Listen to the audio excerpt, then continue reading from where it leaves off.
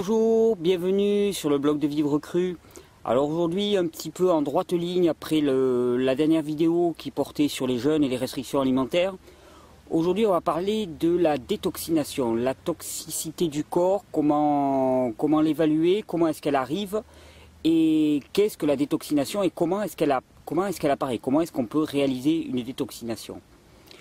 Alors, ce qu'il faut comprendre au départ, dès le départ, c'est que la toxicité du corps, elle se produit à tout moment et à tous les niveaux du corps. Quand je dis à tous les niveaux, c'est-à-dire que ce soit dans le milieu intracellulaire, à l'intérieur des cellules, que ce soit dans le milieu des cellules, que ce soit dans le milieu extracellulaire, intercellulaire, que ce soit au niveau des organes ou des tissus, il y a à chaque instant excrétion de toxines. Alors ces toxines, d'où est-ce qu'elles viennent? Elles peuvent venir de trois domaines, on va dire. Il y a ce qu'on appelle d'abord les endotoxines. Les endotoxines, ce sont les toxines qui sont produites simplement par le fonctionnement de notre organisme. À chacun des niveaux que j'ai listés, à chacun de ces niveaux, se produit à chaque instant des travaux, des transformations, des processus qui consomment de l'énergie et qui produisent des déchets. Ces déchets, ce sont les endotoxines. Ensuite, il y a les exotoxines. Alors les exotoxines, ce sont toutes les toxines qu'on peut consommer, soit par notre alimentation, soit par le fait de vivre dans un environnement plus ou moins pollué, soit par énormément de facteurs qui peuvent nous apporter des toxines, donc des éléments impropres qui vont produire des déchets d'origine externe. Et il y a une troisième catégorie, celle qu'on appelle les mésotoxines. Alors là, les mésotoxines, c'est un petit peu plus fin. Ce sont des produits qui ne sont pas des toxines a priori, qui ne sont pas des exotoxines, mais qui, de par la façon dont on va les consommer, de par les combinaisons alimentaires, par exemple dans le cas des aliments, de par les quantités consommées, vont quand même se retrouver à être massivement productrices de déchets, parce qu'il y a quelque chose qui n'est pas adapté dans la façon de les consommer. Donc, endotoxines, exotoxines, mésotoxines, toutes ces toxines apparaissent à tout moment dans différents niveaux du corps. Et ce qu'il faut bien comprendre, c'est que la détoxination, elle est organisée, elle est rythmée, elle est choisie par le corps uniquement et elle se produit à tout instant à tous ces niveaux-là. Donc au niveau intracellulaire, au niveau cellulaire, au niveau intercellulaire, au niveau des tissus, au niveau des organes, au niveau des tissus, au niveau des organes. Et donc tout ceci se déverse dans le sang. Toutes ces toxines se déversent dans le sang. Donc elles remontent à chaque instant. Il y a d'un étage inférieur interne, on va dire, vers un niveau un peu plus externe, remontée de toxines à tout moment. Donc l'illusion d'être une fois pour toutes détoxiné, d'être plus blanc que neige, n'existe pas. Il faudrait peut-être cesser de rêver ou de s'illusionner à cette espèce d'état de pureté, de nettoyage. D'ailleurs qu'on pourrait interroger d'un point de vue pathologique, qu'est-ce que ça peut représenter. En tout cas, il n'existe pas. La vie, c'est aussi la mort et la production de déchets. Il n'y a pas l'un sans l'autre. Un corps qui ne produit pas de déchets, c'est un corps qui est froid, c'est un corps qui est raide, et c'est un corps qui ne vit plus au sens biologique. Donc, à tout instant, il y a production de toxines à tous ces niveaux, et à tout instant, il y a déversement dans le sang de ces toxines. Et le corps est le seul à réguler, à rythmer, à organiser ces déversements de toxines d'un niveau dans un autre. Alors, globalement, au cours de notre vie, qu'est-ce qu'on va avoir? On va avoir des moments où l'afflux de toxines est supérieur à la vitesse à laquelle on détoxifie le corps. Et donc là, la toxicité de notre corps et donc de notre sang augmente. Et il y a des moments dans notre vie où l'apport de toxines, que ce soit externe ou interne, est inférieur à la détoxination qu'organise naturellement le corps. Et donc à ce moment-là, notre toxicité baisse, tout simplement. Donc comment est-ce que le corps réalise cette détoxination une fois que toutes ces toxines finalement sont relâchées dans le sang? Eh bien, il y a deux types de détoxination, on va dire. L'une qui se fait principalement de manière chimique par le foie et l'une qui se fait de manière majoritairement mécanique par les reins. Par les reins, c'est une sorte de filtre, on épure le sang de ces toxines. Donc, quelles sont les conditions appropriées pour réaliser ces détoxinations? Ouais, elles sont simples, elles se produisent d'elles-mêmes de toute façon. Le corps les choisit, les organise, mais il s'agit quand même d'avoir une hydratation suffisante. Alors, quand on parle d'hydratation suffisante, d'abord je vais faire une petite précision. On ne parle pas en termes de quantité d'eau bue, parce que c'est très difficile à définir. C'est la soif. Oui, mais la soif, des fois, on perd cette sensation. Alors, il y a des critères objectifs faciles à reconnaître. Quand est-ce qu'on est assez hydraté? On est assez hydraté quand on urine à peu près, généralement, ce qui est reconnu en hygiène naturelle, entre 8 et 12 fois par jour. Alors, un peu moins que 8 de façon marginale, c'est pas grave. Un peu plus que 12 de façon marginale, c'est pas grave. Mais si régulièrement on commence à uriner beaucoup plus que 12 fois, non seulement ça va être très dérangeant parce que ça risque de nous perturber pas mal, de nous réveiller la nuit plusieurs fois, mais ensuite ça peut être le signe d'une condition prédiabétique ou de troubles du métabolisme du sucre. Enfin, il faut s'y intéresser.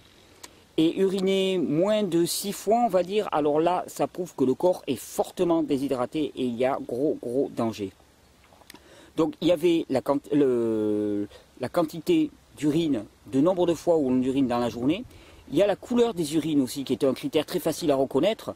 Il faut que les urines soient claires ou jaune paille, mais en tout cas absolument pas foncées. Et puis il y a un troisième critère qu'on peut observer, c'est est-ce que le volume est satisfaisant. Satisfaisant, ça veut dire si on urine pour rien du tout, pour un dé à coudre, là c'est inquiétant. Par contre, un volume satisfaisant, je crois que chacun peut le reconnaître. Donc quand ces conditions sont réunies, le corps est bien hydraté. Donc est-ce que boire plus va permettre d'éliminer plus de toxines? Non. Le boire plus, le réflexe de soif du corps, c'est quelque chose d'assez facile à comprendre. Le corps a besoin à certains moments, quand la toxicité du corps augmente, le corps a besoin de diminuer cette concentration en toxines dans le sang. Et comment est-ce qu'il fait pour diminuer la concentration en toxines dans le sang? Il crée la sensation de soif pour amener de l'eau au corps. Donc maintenant, on pourrait se dire que maintenant, chaque fois qu'on se dit j'ai soif, eh bien en fait on pourrait se dire je suis empoisonné, ma concentration en toxines a augmenté et j'ai besoin de diluer tout ça dans le sang. Donc ça serait quelque chose à interroger, parce que ça voudrait dire que le repas précédent ou les conditions de vie précédentes, récentes on va dire, nous ont conduit à une concentration en toxines dans le sang, et ça peut être très intéressant pour essayer de comprendre pourquoi et corriger les facteurs. Donc déshydratation, soif égale concentration de toxines dans le sang, nécessité de diluer ces toxines. Donc pour résumer, simplement, on va dire, simplement, si tant est qu'on puisse simplifier, les déchets, les toxines, sont produites dans le milieu interne à tous les niveaux du corps et remontent progressivement pour se déverser dans le sang afin d'être épurées par le foie de façon chimique et par les reins de façon mécanique. Il y a des toxines qui viennent du milieu extérieur, il y a des toxines produites par le fonctionnement eux-mêmes de tous nos organes, de tous nos tissus, de toutes nos cellules. Et puis il y a des toxines qui viennent de l'interaction entre différents produits au sein de notre corps. Comment est-ce qu'on peut favoriser la détoxination du corps? C'est simple, il faut limiter l'apport de toxines pour laisser la détoxination naturelle se faire. Le jeûne long, thérapeutique, est un exemple idéal dans lequel finalement on n'apporte plus de toxines sous forme externe alimentaire. On apporte beaucoup de repos, donc toute l'énergie du corps, tout le travail du corps va dans le sens de la détoxination. Et à ce moment-là, on favorise une détoxination. Mais cette détoxination se fera toujours au rythme choisi par le corps, organisé par le corps. On ne peut pas forcer un corps à se détoxiner, c'est impossible. Donc tout ce qu'on vous vendra sous forme de pilules, tout ce qu'on nous vendra sous forme de poudre, de liquide, pour soi-disant détoxiner le corps, c'est faux. On ne fait, si vous prenez par exemple un lavement, si vous prenez tous ces nettoyages, ces cures pour le côlon, ces cures pour le foie, elles ne font que s'attaquer au côté externe. En plus, disons qu'elles s'attaquent La toxicité se produit au niveau le plus interne. Et toutes ces cures-là ne s'intéressent vraiment qu'au niveau relativement superficiel de l'organisme, aux tissus les plus externes. D'autre part, la plupart du temps, elles fonctionnent par irritation. Irritation des muqueuses qui produisent finalement une réaction. Et cette réaction, on appelle ça une détoxination. Mais c'est faux. Imaginons, si on met des gouttes de citron dans un œil, d'un seul coup, il va se mettre à pleurer. Est-ce que l'œil a détoxiné au travers de ses larmes? Non, il a simplement été irrité. Il a été irrité et à ce moment-là, il a réagi. Donc, on ne peut pas irriter un corps pour le détoxiner. Le corps se détoxine tout seul. C'est vraiment un principe évident et essentiel de l'hygiénisme, de l'hygiène naturelle. Et c'est vraiment très important à comprendre pour ne pas se laisser avoir chaque fois qu'on craint ou on se sent dans un état de toxicité supérieur à la normale. On se retournerait vers une poudre magique ou vers une solution magique, la cure de tel docteur ou la cure de tel docteur. Malheureusement ou heureusement, ça ne marche pas. Ça ne marche absolument pas. Tenez, à ce sujet-là, j'ai une petite anecdote parce que ça a été vécu par un ami proche de moi. Il y a une cure actuellement très à la mode pour le foie. Je ne connais plus le nom du fameux docteur qui l'a mis au point, mais qui est censé nettoyer le foie et puis évacuer des caillots, des calculs, quelque chose comme ça. Donc ça consiste, vous allez la reconnaître cette cure certainement si vous en avez entendu parler, à boire un grand verre d'huile d'olive avec du jus de pamplemousse, et puis à faire quelques mouvements, à se coucher, à dormir un petit peu, et au matin on est censé rejeter des caillots que tout le monde rejette à peu près, qui sont censés être les fameuses toxines qu'on avait dans le foie. Alors ce qui est assez amusant, c'est que la personne en question s'est amusée à recueillir ces caillots et les a exposés au soleil. Alors si effectivement c'était ce qu'ils étaient censés être, ils auraient été forcément formés de calcium. Or malheureusement au soleil ils ont fondu comme de la graisse, comme de l'huile. Et visiblement, on n'a pas pu faire une analyse plus poussée, mais il y avait tous les signes concordés pour penser que c'était l'huile qui avait été avalée la veille qui était expulsée par le corps, tout simplement. D'ailleurs, on peut questionner la rationalité et le caractère raisonnable de consommer un grand verre d'huile, ne serait-ce qu'avec du jus de pamplemousse, pour soi-disant nettoyer le foie. Moi, ça me laisse extrêmement perplexe. Mais donc, aucune cure qui fonctionne la plupart du temps par irritation des muqueuses, ne peut détoxiner le corps. Le corps le fait lui-même. Notre corps travaille tout seul. Il n'a pas besoin de nous pour le diriger. La purification, elle vient du mode de vie. Alors, bien sûr qu'il y a l'approche du jeûne qui est radicale. Alors attention, dans le jeûne, chaque fois que je me permets de mettre en garde contre le jeûne, c'est dans le cas où le jeûne serait là pour compenser ponctuellement des écarts ou des conduites inappropriées dans la vie. Ensuite, on retourne à son mode de vie classique jusqu'à ce qu'on soit à nouveau très intoxiqué. À ce moment-là, on reprend un jeûne. Et là, c'est le cercle infernal. C'est le cercle infernal.